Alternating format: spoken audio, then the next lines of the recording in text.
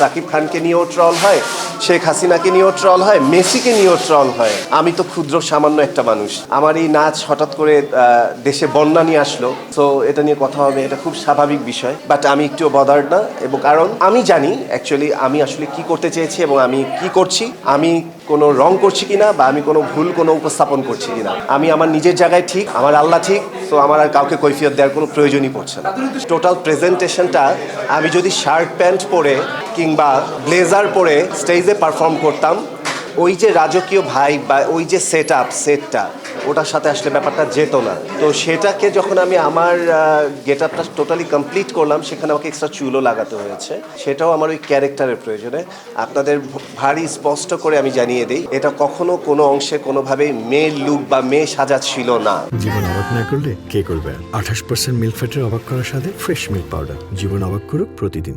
আপনারা ক্যাপশনে লিখেছেন, হ্যাঁ, অনেকে অনেক কথা লিখেছেন, এটা কোনো অবস্থাতে, এটা যারা বলছে বা যারা লিখেছে তাদের আমি কি বলে জ্ঞানের অভাব বলবো। বাইরের দেশ যারা দেখে সারাক্ষণ হাতে স্ক্রল করে, তারা কখনোই এই কথাটা বলবে না। আজকে আমি এই নাচটাই কলকাতার বাইরের কোনো মঞ্চে দিতাম, আমাকে কখনোই এই প্রশ্নগুলো কেউ করতো না, এই প্রশ্নের কোনো সম্মুখীনই হতো না। এবং ওই মুহূর্তে মঞ্চে আপনারা আমার সামনে যারা ছিলেন তারা খুব ভালো করে দেখেছেন আমার পারফরমেন্স ভালো ছিল না খারাপ ছিল।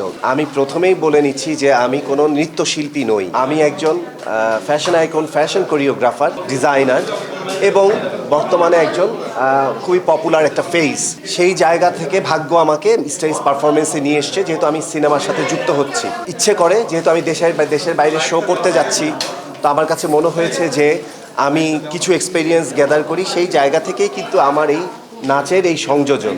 আপনারা খেয়াল করে দেখবেন, আপনারা নিজেরাও উপভোগ করেছেন।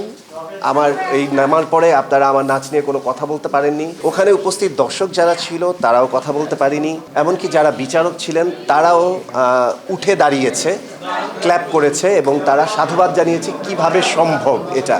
এবং আপনারা যে মোশাররফ ভাইকে নিয়ে এত কথা বলেছেন, আপনারা ভিডিও ঘাটালে আপনাদের কাছেই ভিডিও আছে, উনি যখন মঞ্চে এসে আমি যখন তাকে সালাম করতে নিই, তখন সে নিজের মুখে উচ্চারণ করে বলেছে আমার ভীষণ ভালো লেগেছে। সো ভালো লেগেছে এবং সবার ভালো লেগেছে। ভালো না লাগলে আমি যদি কোনো অপসংস্কৃতি বা উল্টাপাল্টা কিছু করতাম, ওখানেই আমি রিয়াকশনটা পেতাম।